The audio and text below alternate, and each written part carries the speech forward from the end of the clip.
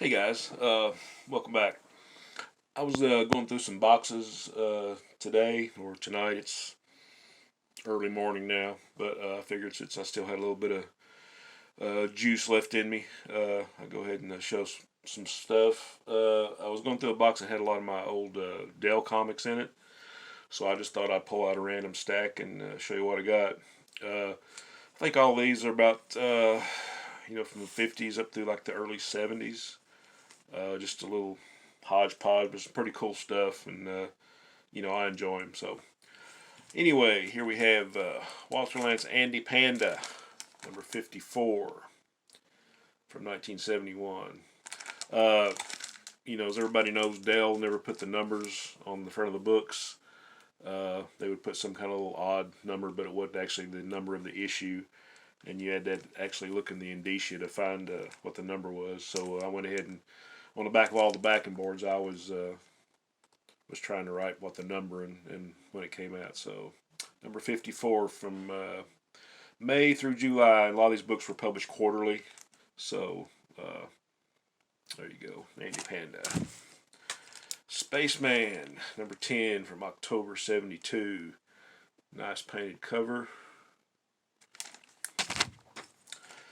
For you guys that grew up watching TV at the same time I did, this is an old Western. This is Simron strip number 1. This is the only issue that was published. It's from January 1968.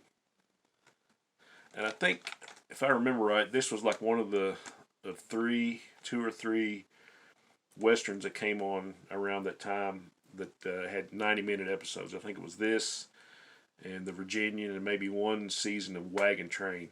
But these were like 90-minute episodes, which was kind of, not the norm for then or now for that matter. But that starred Stuart Whitman. There's a lot of great Westerns back then. Sorry about the glare, but this is first and only issue of Simron Strip. And some of my beloved Peanuts.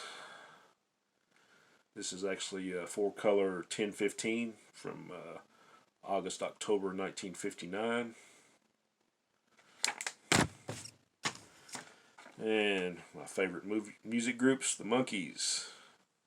This is number 2 from May 1967. I would really like to collect all of these because I'm such a big fan of the music and the TV show. There's like 17 issues, but these are getting pricey in any kind of grade. So if, this is the only one I got. If I ever find some more, or anybody knows where I can find some more, just give me a yell. And if you watch TV back in the late 60s, or probably early 70s is when I saw the reruns, we have the Mod Squad. This is number 4 from January 1970. And this is number 1 from January 69.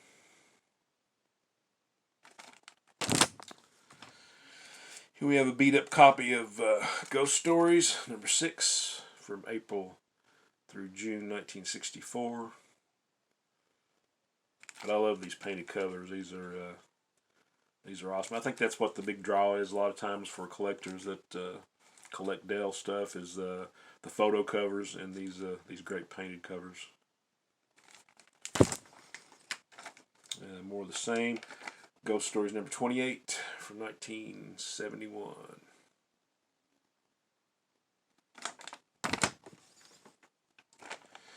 And number 32 from 1972. I think this is when Dell Comics were kind of winding down. I think that's a cover by Frank Springer, and the art is inside too.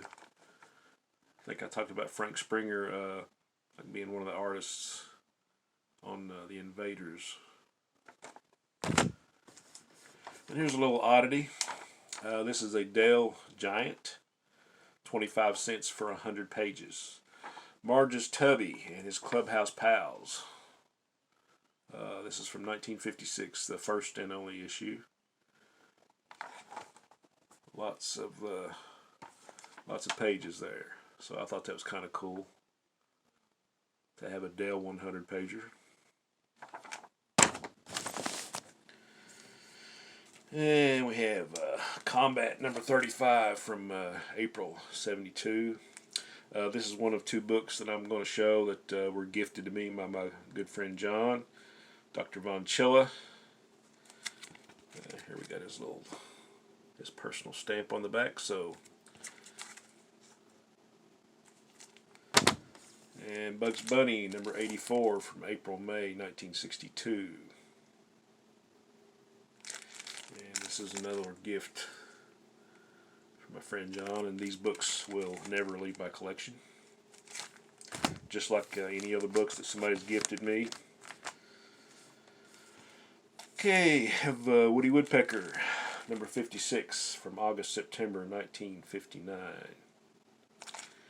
And you got a cool little date stamp up here, if you can see that.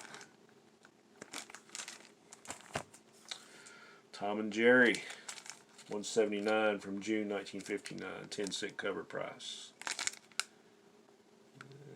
Thought there was a date stamp on this one, but I guess so. And this one always, me and my dad talk about this. He used to read comics when he was a teenager, like in the mid to late 50s.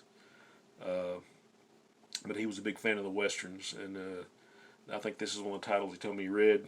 Gene Autry Comics. This is number 99 from May 1955. Sorry about the glare.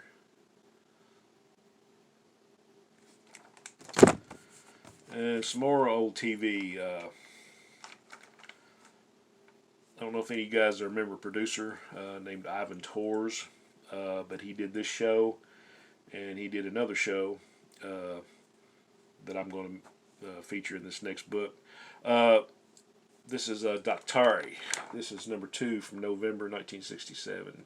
It's about a veterinarian in Africa. I think this was kind of a spin-off of a movie called Clarence the Cross-Eyed Lion, if I'm correct. And I think the cross-eyed lion was actually in the show. And I think this is of note too for any of you that remember the actress Erin Moran. She played Joni Cunningham on Happy Days and Joni and Chachi. I think she was about 7 years old, and I think she joined the cast like in the last season of this. I think this might have ran from 66 to 69. If I'm not correct, I might be thinking about another show, but late 60s anyway. But a really nice photo cover. And last but not least, I just mentioned Ivan Tors, TV producer. And this is one show that I do remember. And this is from October 1969. This is number 5 of Gentle Ben. And if you will recognize that young man in the photo, that's Clint Howard. That's Ron Howard's little brother. And this was kind of a cool little show. I remember watching this and Mutual of Omaha's Wild Kingdom. And I think I might have seen some Doctari episodes and Flipper. Since we're going thinking about the animal shows, but I thought this was pretty cool. It's got his name right there, Clint Howard. Okay, guys, that's all I got. Just thought I'd share those with you. Some really fun stuff there. I actually, I've got a little small haul of Dell comics coming in. It's just some horror and sci-fi stuff, and I'll probably be showing that later on this week or sometime whenever it gets here. But anyway, hope you liked this. Hope you enjoyed. And as always, onward and upward.